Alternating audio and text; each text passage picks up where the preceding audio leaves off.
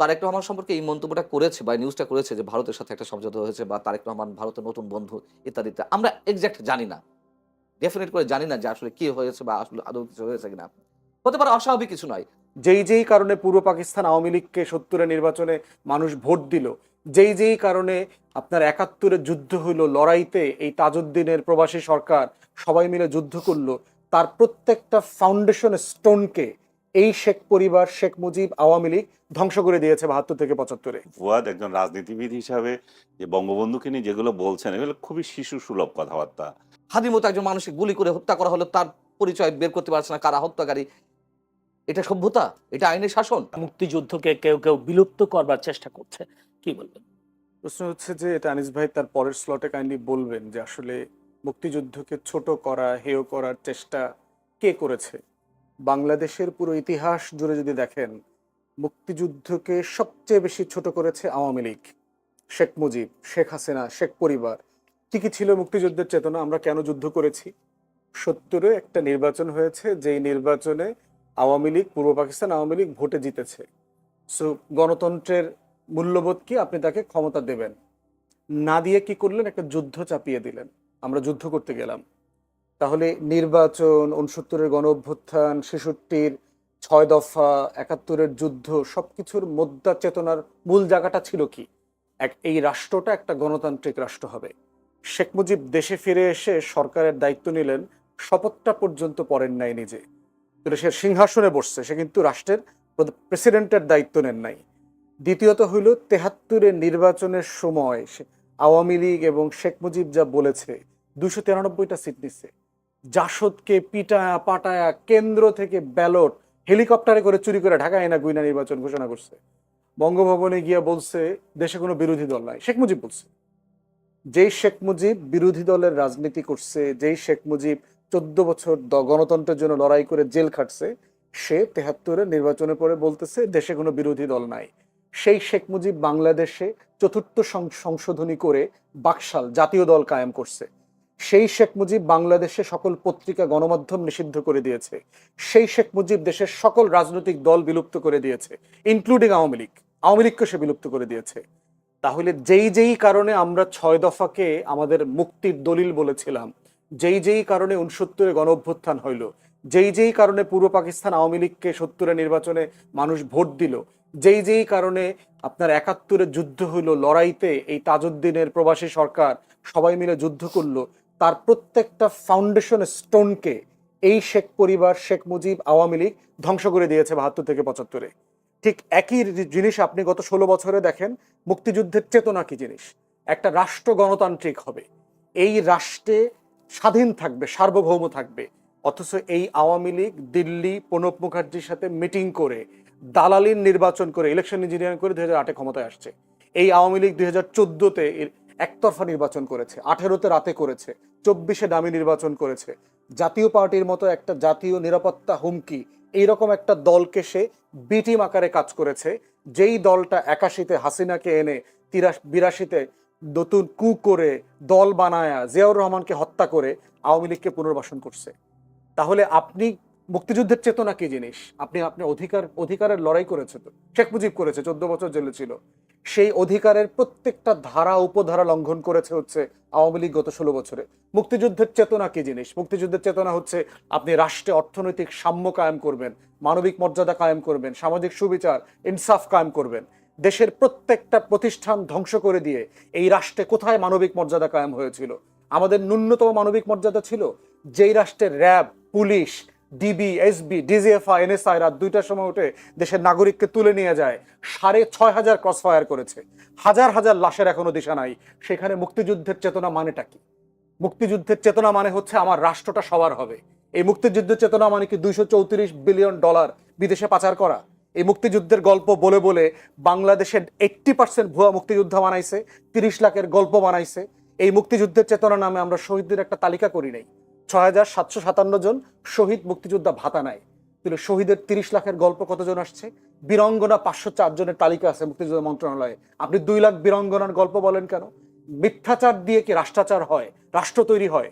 তাহলে শেখ হাসিনা গত 16 বছর মুক্তিযুদ্ধের চেতনার নামে যা যা করছে, ঠিক তাই ছিল 6 দফার বিপক্ষে, 71-এর যুদ্ধের বিপক্ষে, 70-এর নির্বাচনের বিপক্ষে, 69-এর গণ অভ্যুত্থানের বিপক্ষে। অতএব এই আরেকটা রাষ্ট্রের বক্তব্য স্বাধীনতা বেশ সার্বভৌমত্বের যেমন সবচেয়ে বড় শত্রু হচ্ছে আওয়ামী লীগ। যেমন ফুয়াদ আরেকটা বক্তব্য বেশ ভাইরাল হয়েছে, আপনি বলেছেন মুক্তিযুদ্ধের সময় আওয়ামী লীগ বা কিংবা শেখ মুজিব কোনো যুদ্ধে অংশ নেননি। বিষয়টা একটু যদি খুলে বলতেন। দেখেন, তো লম্বা লম্বা টপিক, এখন আপনি এই আলোচনা ঢুকবেন ছোট্ট কিনা। করে যদি বলতেন বিষয় হলো, দেখেন যে কিসের ভিত্তিতে 25শে মার্চ যখন গোল table round table meeting fail করলো, সন্ধ্যার পরে ইতিমধ্যে ক্র্যাকডাউনের প্রিপারেশন চলছে। আওয়ামী লীগের নেতারা খবর পেয়ে গেছেন রাতে ক্র্যাকডাউন করবে। তাজউদ্দিন আহমেদের ডায়েরিতে পড়বেন, লিখছে তাজউদ্দিন আহমেদ 32 নম্বরে গেছে, গিয়ে বলতেছে মুজিব ভাই আমরা তো পালাইতে হবে কিছুক্ষণ পরে, তো আপনার একটা বক্তব্য, এবং সে একটা রেকর্ডার নিয়ে গেছে, কাগজ কলম নিয়ে গেছে, যে আপনি একটা বক্তব্য রেকর্ড করে দেন, আমরা তো ছিন্ন বিচ্ছিন্ন হয়ে যাব, দেশে যুদ্ধকে অর্গানাইজ করতে হলে আপনার একটা বক্তব্য লাগবে। সেটা দিতে অস্বীকার করেছে। এরপর বলছিল ঠিক আছে আপনি কাগজ কলম একটু লিখে দেন, লিখে একটু সাইন করে দেন, আমরা কি পড়বো আপনার পক্ষ থেকে, মানুষকে জানাবো, এটা প্রয়োজন আমিই পড়বো আপনার তরফ থেকে। সে বলতেছে আজকে ক্র্যাকডাউন হবে, আমি এটার বিরুদ্ধে প্রতিবাদ করে দিছি অলরেডি, এগুলো মেনে নেব না। 27 তারিখে হরতালের ডাক দিয়েছি, বাসায় গিয়ে নাকে তেল দিয়ে ঘুমা, 27 তারিখ হরতাল হবে। শেখ মুজিব 25 তারিখে পালানোর আগে সে 27 তারিখে হরতালের কর্মসূচি দিয়েছে। পালিয়েছেন বলছেন? অবশ্যই পালিয়েছে। সে ক্যান্টনমেন্টের সাথে অ্যারেঞ্জমেন্ট করেই পালাইছে। ক্যান্টনমেন্ট থেকে গাড়ি আসছে, তার সুটকেস রেডি করে দিয়েছে তার ওয়াইফ, পুরো বর্ণনা আসছে হিস্ট্রির বইগুলোতে, দেখেন সে আস্তে পালায় চলে গেছে। তো এই হলো শেখ মুজিবের যুদ্ধ। পরবর্তীতে দেখেন তাজউদ্দিন আহমেদের ডায়েরিতে এই কথা লেখা আছে, মুজিব ভাই আপনাকে তো কখনো বলতে পারলাম না যুদ্ধটা আমরা কিভাবে করেছি, কিভাবে অর্গানাইজ করেছি। শেখ মুজিব মুক্তিযুদ্ধের গল্প কোনোদিন 71-এর প্রবাসী সরকারকে ডেকে এনে জিজ্ঞেস করেন নাই, কোনোদিন জানতে চান নাই। বহুবার তাকে বলা হয়েছে, সে কোনোদিন মুজিবনগরে যায় নাই। তাজউদ্দিন আহমেদ বারবার রিকোয়েস্ট করছেন, বহুবার বলা হয়েছে যে আসেন মুজিব ভাই একটু আপনি বৈদ্যনাথ তলাটা দেখে আসেন, আমরা ওই পার থেকে পালায় এসে কিভাবে একটা মঞ্চ করে স্বাধীনতার ঘোষণাপত্র দিলাম, আপনাকে রাষ্ট্রপতি ঘোষণা করলাম, এটা তো আপনাকে দেখতে হবে। কোনোদিন যায় নাই সে সেখানে। অতএব সেই বাস্তবতায় দেখতে হবে যুদ্ধটা কারা অর্গানাইজ করছে। যুদ্ধ অবশ্যই তাজউদ্দিন আহমেদের নেতৃত্বে, বাকি যারা পালিয়ে গেছেন ভারতের সহায়তায়, এবং এই ব্যাপারে দ্বিমত আছে যে আমাদের প্রবাসী সরকার করাটা ভারতে ঠিক হয়েছে কিনা। সেক্টর কমান্ডাররা কিন্তু রাজি ছিলেন না। জেনারেল ওসমানী থেকে সবাই বলেছেন যে আমরা চিটাগং হিল ট্র্যাক্সে করব। যেমন ফুয়াদ আমরা কিছুটা ক্লিয়ার হয়েছে, একটু যদিও একটু জানতে চাই আমি আনিস আলমগীর কাছে, অনেক সময় দেওয়া আছে, অনেক সময় পাবেন উনি, অনেকক্ষণ বলেছেন ব্যারিস্টার আসাদুজ্জামান ফুয়াদ। মুক্তিযুদ্ধের ইতিহাস ঐতিহ্য, যদি ব্যারিস্টার আসাদুজ্জামান ফুয়াদের এই অভিযোগের কথা বলি, শেখ মুজিব শেখ হাসিনা শেষ করছে ইতিহাস ঐতিহ্য, কি বলবেন?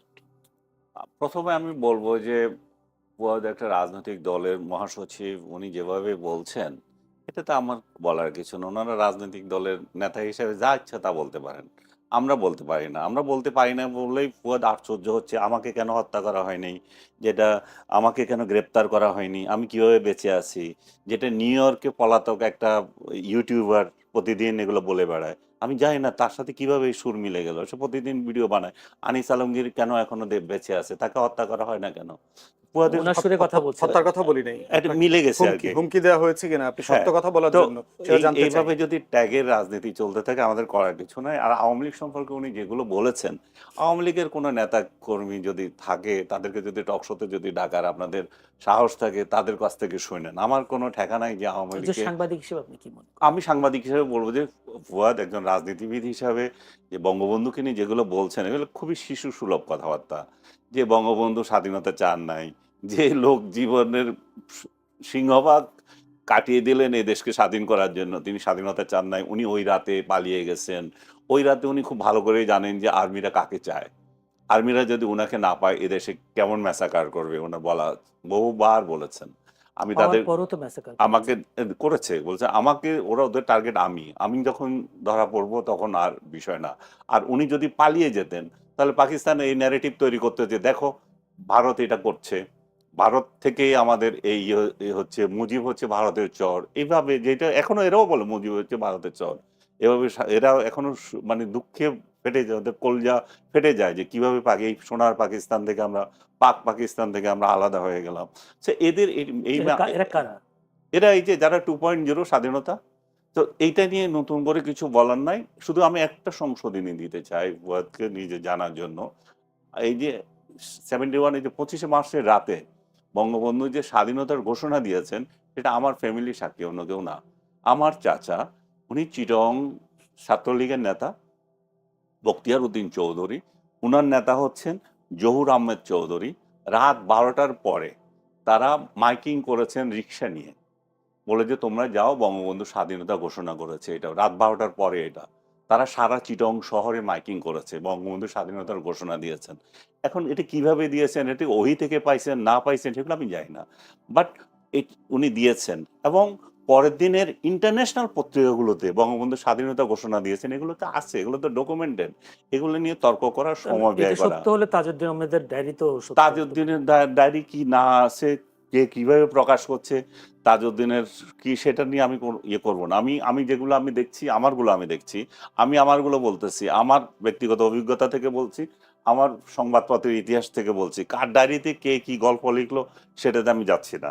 আরেকটা হচ্ছে যে আমি যেটা বলতেছি যে আর আইন শৃঙ্খলা পরিস্থিতি আমাদের, মানে ও বলছে যে এমন পরিস্থিতি তৈরি হয়েছে যে মানে শেখ হাসিনা, মানে শুনলে মনে হয় যেন শেখ হাসিনা কত বছরে এই দেশটাকে ধ্বংস করে দিয়েছে, কিছুই করে নাই। আমাদের যে এই এই এই সরকারের অনেক উপদেষ্টা যে বলে আমরা এটা পেয়েছি, আমাদের এটা ভিত্তি এত স্ট্রং, আমাদের অর্থনৈতিক ভিত্তি এত স্ট্রং, আমাদের ওই অর্থ উপদেষ্টা বারবার বলে থাকেন, মনে হয় যেন এগুলা মিছা কথা। এবং ডক্টর ইউনূস ধ্বংসস্তূপ থেকে উনি ৭১-এর স্বাধীনতা যুদ্ধের পরে, মানে ৭২-এ ক্ষমতা নিয়েছেন, ক্ষমতা নিয়ে এখন এমন একটা বানাচ্ছেন যে কিছু, এই দেশ তো কিছুই ছিল না, আর্মি ছিল না, ইয়ে ছিল না, উনি বানাচ্ছেন সব কিছু, তাতে হয়ে গেছে। আমরা যেটা ছিল সেটাই চাচ্ছি এখন, এর আগে যেটা ছিল জনগণ সেটাই চাচ্ছে। এর আগে যে আইন শৃঙ্খলা পরিস্থিতি যা ছিল, বাজার করে যে বাজার খেতে পারছে সেটাই চাচ্ছে। এর আগে যে পরিস্থিতি ছিল, বা নিজের বাড়িতে শান্তিপূর্ণ ঘুমানোর যে অধিকার সেটাই চাচ্ছে। আমরা এই সরকার যদি কিছু কাজ করে থাকে, গুম এবং খুন তো হচ্ছে, অহরহ হচ্ছে, গুমের যে বিষয়টা ছিল, গুম কালচার, যেটা যে আয়নাঘর কালচার, এটা ছাড়া, এবং ক্রসফায়ার, দুই একটা হয়েছে ক্রসফায়ার এবং গুম ছাড়া এই সরকারের আর কোনো দৃশ্যমান কোনো কাজ নাই। ধ্বংস কত প্রকার এবং কি এই সরকারের আমলে মানুষ উপলব্ধি করছে। সমাজকে যে টুকরা করে দিয়েছে, একজনের ভাই লাগাচ্ছে, রাজনৈতিক ঘরে রাজনীতি লাগিয়ে দিয়েছে, এই সরকারই সব করেছে। এখন এই বলছিলেন যে গতকালও একটা অর্গানাইজেশন দিয়েছে যে ৭৮% তার সরকারের, মানে প্রশংসায় মানুষ উচ্ছ্বসিত। ওই অর্গানাইজেশনের একজনের সাথে কথা হয়েছে, আমার ভাইয়ের কথা হয়েছে, তারা বলছে যে প্রথম আলো তাদের এই রিপোর্ট যেটা, সেটাকে বিকৃত, তারা বুঝেই নাই এটা কিভাবে উপস্থাপন করেছে, সেটাতে একটা হচ্ছে, মানে ভুয়া বলে তারা প্রমাণিত, ভুল তথ্য, মানে কিভাবে জরিপ করতে হয় সেই বিশ্লেষণ তারা করতে পারে না, সেই কারণে এটা হয়েছে। আরেকটা বিষয় হচ্ছে যে এত হাস্যকর, আমি ওইটাকে আরো বলবো যে সেটা প্রেস সচিবকে পাশে নিয়ে ঘোষণা করছে। প্রেস সচিবকে পাশে নিয়ে যখন এই সরকারের গুণগান গাইবে কেউ, বা একটা অর্গানাইজেশন জরিপ করবে, তাহলে বুঝতে হবে যে এগুলার কোথায় অরিজিনাল, এদের প্রাণভ্রমরা কোথায় এবং কেন এগুলা করতেছে। বাংলাদেশের আইন শৃঙ্খলা যখন এই পরিস্থিতিতে, এবং বলছে যে আমাদের রিজার্ভ আসছে, কিন্তু আমাদের ইনভেস্টমেন্ট হচ্ছে না, বাইরে থেকে আসছে না। বাইরেরটা বাদ দেন রে ভাই, আপনার আশেপাশে আপনি জিজ্ঞেস করেন যে আপনার বন্ধু বান্ধব যারা আছে তারা ইনভেস্ট করছে কিনা, তারা তো করছে না। কেন করবে? কারণ সে তো নিরাপত্তা পাচ্ছে না। ওইখানে তো চাঁদাবাজরা যাচ্ছে, ওখানে বিএনপির চাঁদাবাজ যাচ্ছে, জামাতের চাঁদাবাজরা যাচ্ছে, অন্য এনসিপির চাঁদাবাজরা যাচ্ছে। এত চাঁদাবাজকে দিয়ে তো সে ব্যবসা করতে পারবে না। আগে তো একটা চাঁদাবাজির একটা কোটা আছে যে আমি কত % চাঁদা দেব। এখন তো 3 গ্রুপ আসতেছে, তারপরে এক দলেরও আবার 3 গ্রুপ যায়। আমি কথা বলতেছি বলে যে ভাই, বিএনপি থেকেই যায় 3 গ্রুপ, কারে চাঁদা দেব, কিভাবে করতে? এখন ইনভেস্টমেন্ট না করে তারা এইভাবে বসে আছে, এই জন্যই বসে আছে। এই জন্যই আমরা চাচ্ছি যে যেই দলই আসুক, একটা ফেব্রুয়ারিতে যে আপনারা নির্বাচনের তালবাহানা করেন না, ফেব্রুয়ারিতে নির্বাচনটা দিয়ে দেন, ডক্টর ইউনূসকে সহায়তা করেন, যে একটা নির্বাচন দিয়ে একটা নির্বাচিত সরকার আসুক, দেশের মধ্যে একটা শান্তি যাতে আমরা চাই। আমরা চাই যে যেই রাজনৈতিক দলকে জনগণ পছন্দ করে, সেটা যেই আদর্শের হয়ে থাকুক, জনগণের ভোটে আসবে তারা। কিন্তু আপনারা নিশ্চিত করেন যে ভোটটা যাতে ফেয়ার হয় এবং মানুষ যাতে নিরাপদে ভোট দিতে পারে। আরেকটা বিষয় আপনারা তো ধরেই নিয়েছেন, জামাত আপনারা ছাড়া তার কাউরে আনবেন না। তবুও সুখে থাকে না আপনারা। আওয়ামী লীগের ভোট দিয়েন না, জামাতকে ভোট দিতে দিয়েন না, জামাত না, জাতীয় পার্টিকে ভোট দিতে দিয়েন না, নিজেরা ভোট করে তবু একটা সরকার আনেন, তবু একটা চেহারা আমরা দেখি যে কি ধরনের সুখের নহর আপনারা কিভাবে বয় দিতে পারেন। সেই জিনিস জাতির একটু জানার দরকার আছে। জাতি এটা এই জন্যই চায় যে তারা যে পরিস্থিতিতে পড়েছে, যেটা যে 5 আগস্টের পর থেকে যারা যে মানে আগে ইয়েতে ছিল, এটা বলে কড়াইতে ছিল, তারপর এখন আগুনে পড়ে গেছে। এই পরিস্থিতি থেকে মানুষ উত্তরণ চায়। জনগণ জনগণ উত্তরণ চায়। জনগণ, আপনারা রাজনীতি করেন, আপনাদের আরো বেশি বেশি বোঝা উচিত জনগণ কি চায়। জনগণ তো বলতেছে, আপনারা জনগণের কাছে যান না, হয়তো জনগণের কথা শুনেন না, আপনারা হয়তো একতরফা শোনেন, হয়তো আপনারা আরেকটা শ্রেণী আছে, ওই শ্রেণীর কাছে যান না, আপনারা ওই গল্পই শুনতে চান যে গল্প আপনাদের ভালো লাগে, যে ডক্টর ইউনূস শান্তিতে রেখেছে আমাদেরকে, ডক্টর ইউনূসের পরে আমরা যারা ক্ষমতায় আসবো তারাও শান্তিতে নহর বইয়ে দেবো। আরেকটা বিষয়, যেতে জুলাই সনদ নিয়ে যেই পেঁচাল চলতেই আছে, এটা ওনারা সমাধান করতে পারছে না, দিনের পর দিন বৈঠক করে। এখন হেলিকপ্টার করে, যে উড়োজাহাজে করে গেছে ইয়েতে, নিউ ইয়র্কে। সে জানি না যাওয়ার পথে সে সলা পরামর্শ কিছু করছে কিনা। ওইখানে গিয়ে 3 দলের যে নেতাকে গার্ড হিসাবে নিয়ে গেছে, সেফ গার্ড, যে ডিম মারলে যাতে ওদের গায়েও পড়ে। সেই পরিস্থিতি কালকে রাত থেকে সেই দেখতেছি। পুলিশের জন্য নিয়ে গেছে আপনি বলছেন, হ্যাঁ? সেফগার্ডের জন্য নিয়ে গেছে। সেফগার্ড কালকে রাতেই তো দেখতেছি, সেটা দেখা যাচ্ছে যে আওয়ামী লীগ বিএনপি রাস্তায় নেমে ইয়ে করছে। আগে এটা আওয়ামী লীগে করতো, এখন বিএনপি বলতেছে আমাদের মহাসচিব আসতেছে, সো আমরা তো ছেড়ে দেবো না আমাদের মহাসচিবকে অপমান করা। সো মুখোমুখি বাংলাদেশকে বহির্বিশ্বেও নিয়ে গেছে, এক ধরনের ঝগড়া ফ্যাসাদের জাতি আমরা। এটা এখন ইন্টারন্যাশনালি নিয়ে গেছে, এবং ডক্টর ইউনূস সুচারুভাবে এটা তার যাওয়ার বিদায় বলে, আমি জানি না বিদায় কিনা, মানে তার শেষ বলতে পারি এটা ইউএন সেশনে। বিদেশে কেন বলছেন? শেখ হাসিনার সময় তো আমরা দেখেছি শেখ হাসিনা নিউ ইয়র্ক গেলে সেখানে বিএনপির আন্দোলন আমরা করছে, আবার বিএনপিও করছে। বিএনপি যখন খালেদা জিয়া ক্ষমতায় ছিল তখন করছে, আমি নিচে চোখে দেখে এসেছি এই কালচার। কেবল ডক্টর ইউনূসকে দোষ দেওয়া তো ঠিক না, ডক্টর ইউনূসকে দোষ দেওয়া যে এই লেভেলে ছিল না। কারণ হচ্ছে যে ওই সময়ে তারা দেশে অন্তত কথা বলতে পারতো, রাজনৈতিক দলগুলো। এখন তো এখানে তো কথা বলার কোনো শক্তি নাই দেশের মধ্যে, বিরোধীদের বা বিএনপি আওয়ামী লীগের। তো তারা সর্বোচ্চ প্রয়োগটা তাহলে বাইরে করছে, এবং বাইরে তারা যে রাজনৈতিক দলগুলো যে দোকান খুলে রেখেছে, সব কটা রাজনৈতিক দল, এগুলো কিন্তু সাংবিধানিকভাবে এটাকে অ্যালাউ করে না, আমাদের আরপিওতেও এটা অ্যালাউ করে না, কিন্তু ওনারা এটা খুলেছেন বিশেষ বিশেষ প্রয়োজনে। এখন মনে হচ্ছে যে এটা যথার্থই ছিল। তাহলে কারণ হচ্ছে দেশে যখন কথা বলতে পারি না, তাহলে বিদেশে কথা বলবো। আমি জুলাই সনদের কথা বলছিলাম, যে ওনারা যে সনদটা তৈরি করছেন, যে পবিত্র গ্রন্থ বানাচ্ছেন, সেই পবিত্র গ্রন্থ লিখিত থাকলে হবে, এটা ধারণ করবে কে?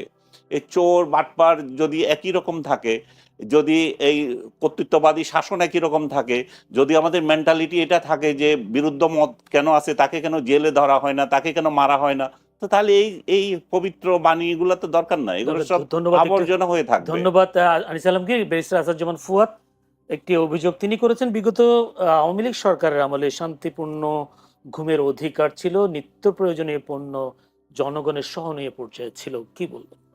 সবসময় ছিল না, বাট কিনে এটা ছিল যে কিনে শান্তিপূর্ণ ঘুম যেতে পারতো, ঘুমাইতে পারে। আরেকটা হচ্ছে যে দ্রব্যমূল্য আওয়ামী লীগ আমলেও কিন্তু অনেক বেশি ছিল, কিন্তু যেটা ভালো যে জিনিসটা ছিল, আমি যে 200 টাকায় জিনিস একটা কিনে বাড়িতে নিয়ে যেতে পারছি, আর এখন 150 টাকা কিনে আমি বাড়িতে নিয়ে যেতে পারছি না। লাভ ক্ষতি এবার আপনি হিসাব করেন। যদি একটু প্রথম কথা হচ্ছে, আনিস ভাইকে শুরুতে যেটা জিজ্ঞেস করেছি, এটা উনি 2 মিনিট হুমকি আকারে নিয়েছেন। আমি যেটা বলেছি যে আপনি দ্বিমত প্রকাশ করার কারণে আপনাকে কেউ হুমকি দিচ্ছে কিনা এটা আমি জানতে চাই, কারণ এটা আমিও প্রতিবাদ করব। তো আনিস ভাইয়ের অলমোস্ট সব কথার সাথে আমার দ্বিমত আছে। একটা দুটা চাঁদাবাজির কথা বলছেন, এটা জেনুইন কথা। ফেব্রুয়ারিতে ভোট হওয়া উচিত, এটার সাথে একমত। আমার দল ফেব্রুয়ারিতে নির্বাচনে যাবে। বাকি অলমোস্ট সব কথাই হচ্ছে আমি আওয়ামী লীগের 16 বছরের বয়ানের একটা রিজেম্বলেন্স দেখলাম আর কি, এবং যেটার সাথে আমি রেসপেক্টফুলি ওনার সাথে দ্বিমত করছি। প্রশ্ন কথা হচ্ছে, দেখবেন যে যখনই আমরা আমাদের আজাদির লড়াইটাকে দিল্লির আধিপত্যবাদের বিরুদ্ধে নেই, এবং গণ অভ্যুত্থান যে দিল্লির আধিপত্যবাদের বিরুদ্ধে একটা লড়াই, একটা জনগণের মানে প্রচণ্ড রকম স্বতঃস্ফূর্ত প্রতিবাদ, এইটাকে আনিস ভাইরা মেনে নিতে পারছেন না। এবং ওনারা দেখবেন একটা অভিযোগ করেন প্রায়, যে আমরা এইটাকে 71-এর মুখোমুখি করছি, এটাকে আমরা 47 মনে করতেছি। আপনি জেনারেল আপনি ইন্টারভিউ করেন না? আমি তো গ্রামে গত 1 সপ্তাহ গ্রামে কাটায় আসলাম, আমাদের গ্রামে যাওয়ার জন্য বলছে, কারেক্ট অ্যাডভাইস, রেগুলার যাচ্ছি, এবং ওনাদের থেকে গ্রামে গঞ্জে সাধারণ মানুষ চরে টরে গিয়ে টিয়ে সব জায়গাতে কথাবার্তা বলছি। গ্রামের মানুষদের ভিতরে কি আসলে এই জিনিসগুলো এইভাবে কাজ করে? এভাবে কাজ করে না তো। ওনারা বাংলাদেশকে এভাবে দেখে না। আওয়ামী লীগের চোখ দিয়ে বাংলাদেশকে যেভাবে দেখা হচ্ছে, দেশের মানুষ বাংলাদেশকে এইভাবে দেখেন না। অতএব সেই জায়গাতে দিল্লির আধিপত্যবাদের বিরুদ্ধে লড়াইয়ের কথা বললেই ৭১কে ছোট করা হয়। শেখ মুজিবের গ্লোরিয়াস পিরিয়ডের কথাও তো বললাম, ১৪ বছর গণতন্ত্রের জন্য লড়াই করেছেন, কিন্তু উনি শেষের জীবনের যে ৩.৫ বছর যা করেছেন, হিস্টোরিক্যাল রেকর্ড, যে উনি তো এগুলো করেছেন। এখন প্রশ্ন হচ্ছে, তাহলে কি ওনার আগের মহত্ব শেষ হয়ে গেছে? না, আগের মহত্ব আগের জায়গাতে আছে, কিন্তু শেষে যা ক্ষতি করেছেন রাষ্ট্রের, সেটাও আমাকে বলতে হবে। রাষ্ট্রের দায়টা এরকম, কারণ কোন রাজনৈতিক নেতাকে আমরা নবী মনে করি না। না, আপনি তার প্রশংসা করছেন, কিন্তু তার স্বাধীনতায় সে অবদান সেটাই স্বীকার করেন না। তার কি বাকিগুলো কি দরকার নাই? না, অবদান হচ্ছে যে এটা তো ফ্যাক্টস। আমি তো বইয়ের রেফারেন্স দিলাম, মুক্তিযুদ্ধের প্রধান মানে সংগঠক তাজউদ্দিন আহমেদের লেখা থেকে বললাম। এখন তার লেখা যদি আপনার যার ডায়েরি মনে হয়, আপনি ছোটবেলায় আপনার চাচার কাছ থেকে কি শুনেছেন, এটা বেশি গুরুত্বপূর্ণ মনে হয়, that's for the listeners and the viewers to ধন্যবাদ ব্যারিস্টার আসাদুজ্জামান ফুয়াদ। আমরা বোধ করছি যে আমার এই 30 লড়াইটাকে এটার সাথে ওটা জাজ করা উচিত না। প্রত্যেকটাই আমার ইতিহাসের গুরুত্বপূর্ণ লড়াই, এবং এই দিল্লির আধিপত্যবাদের বিরুদ্ধে যে লড়াই, এই লড়াইটা আমাদের লড়াইয়ের জায়গা থেকে মেনে নেওয়া দরকার। উনি তো কথা এক কথা বলেছে, আমরা ফ্যাসিস্ট তাড়িয়েছি, আমরা অসভ্যতা থেকে সভ্যতার যুগে প্রবেশ করেছি, ইতিহাস নির্মাণকারী নির্বাচন হবে একটা। যখনই কোনো বক্তব্য দেখবেন তার শুনবেন, আমরা ইতিহাসের সন্ধিক্ষণে দাঁড়িয়ে আছি, ইতিহাস ইতিহাস ইতিহাস। কিসের ইতিহাস? উনি কি ইতিহাসে কি করেছেন, কি করেছেন পজিটিভলি আমাকে বলেন। যাই হোক, সে প্রসঙ্গ বাদ দিলাম। মানুষ সাহেব যেটা বলছেন, মানুষ সাহেবরা পাকিস্তানের বিরুদ্ধে কথা বলে না কেন? ভারতের আধিপত্যবাদ আমিও চাই না, কোন অবস্থাতেই চাই না। এককভাবে আওয়ামী লীগকে সাপোর্ট করেছিল, অবশ্যই তার বিরোধিতা করেছি, রেকর্ড আছে, অলরেডি রেকর্ডেড। কিন্তু আমি যেমন ভারত তার আধিপত্য বজায় রাখুক, এটি আমি চাই না। পাকিস্তান তার আধিপত্য বজায় রাখুক, আমি সেটিও চাই না, কোন অবস্থাতে চাই না। আজকে দেশের ইতিহাস নিয়ে, আজকে দেশের উন্নয়নকে যেভাবে বাধাগ্রস্ত করা হচ্ছে, অস্ত্রের ঝনঝনানি, কারা এই পেছনে খেলছে, তাদের বিরুদ্ধে কোনো কথা বলা হয় না কেন? যেভাবে আজকে ইসলামী আন্দোলন বাংলাদেশ তো কয়েকদিন আগেও জামাতের বিরোধিতা করেছে, তুমুল বিরোধিতা করেছে, আজকে কেন জামাতের সাথে জোট করছে? এইগুলো আমাদের কাছে স্বাভাবিক। আমি এটা খুব প্রশ্নবিদ্ধ করছি না, উনি বলেছেন বিধায় আমি বলছি। তারেক রহমান সম্পর্কে এই মন্তব্যটা করেছে বা নিউজটা করেছে যে ভারতের সাথে একটা সমঝোতা হয়েছে বা তারেক রহমান ভারতের নতুন বন্ধু ইত্যাদিতে, আমরা এক্সাক্ট জানি না, ডেফিনেট করে জানি না যে আসলে কি হয়েছে বা আসলে আদৌ কিছু হয়েছে কিনা। হতে পারে অস্বাভাবিক কিছু নয়। তিনি যদি এটি বিশ্বাস করেন, তাহলে তাকে বিশ্বাস করতে হবে ভারতের বিচ্ছিন্নতাবাদী সংগঠন উলফার নেতা পরেশ বড়ুয়া বাংলাদেশে অবস্থান করছে। সেটি নিয়ে কোনো কথা বলেছেন মারুফ সাহেবরা? যদি পরেশ বড়ুয়ারা বাংলাদেশে আশ্রয় নিয়ে থাকে আবারও, এবং ভারতের বিচ্ছিন্নতাবাদী আন্দোলন এইখান থেকে ছড়িয়ে থাকে নতুন করে, তাহলে নিশ্চয় ভারতও বসে থাকবে না। তাহলে সেই ঝুঁকি কেন আমরা নিব? তার বিরুদ্ধে কেন কথা বলছে না? আনন্দবাজার তো বলছে যে জামায়াতের নেতা গুলাম আজম, সাবেক নেতা গুলাম আজম, তার ছেলে আব্দুল্লাহ আল আমান আজমি সাহেব, তিনি আইএসআই এর সঙ্গে গোপন অপতৎপরতার মাধ্যমে ভারতে অ্যাটাক করার জন্য এখানে জঙ্গি তৎপরতা চালাচ্ছেন। এই কথাগুলো কেন উল্লেখ করছেন না? শুধু তারেক রহমান সম্পর্কে আনন্দবাজার যে রিপোর্ট প্রকাশ করলো সেটি নিয়ে তিনি বলছেন যে এটা আমরা কোনোভাবেই মেনে নিতে পারি না, যে ভারতের দাবিদারি বা ভারতের পরামর্শ বা ভারতের অনুগত হয়ে থাকতে হবে। আমরা কোনোটাই চাই না। আমি আবারও বলি, না পাকিস্তানের ইন্ধন, পাকিস্তানের উস্কানি, না ভারতের আধিপত্যবাদ।